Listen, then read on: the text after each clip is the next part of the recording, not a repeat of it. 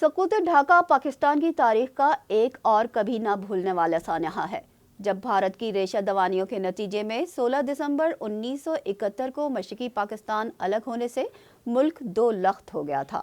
سقوط ڈھاکہ کو 53 برس بیت گئے۔ مشرقی پاکستان کی علیحدگی کا سانحہ 16 دسمبر 1971 کو پیش آیا تھا۔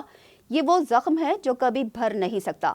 ہر پاکستانی کے دل میں یہ غم اب بھی تازہ ہے اور مکار دشمن آج بھی وطن عزیز کے خلاف سازشوں میں مصروف ہے۔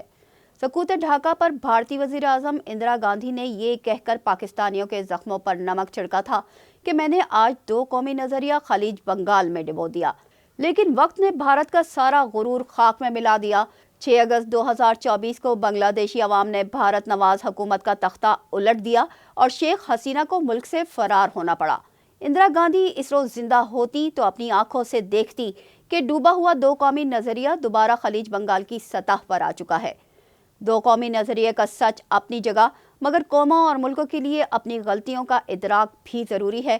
سابق سیکرٹری خارجہ جوہر سلیم کا کہنا ہے کہ قوموں کی زندگی میں اتار چڑھاؤ اور فتح شکست کبھی مستقل نہیں ہوتے۔ غلطیوں سے سیکھ کر ہی مستقبل کی راہیں ہموار کی جا سکتی ہیں۔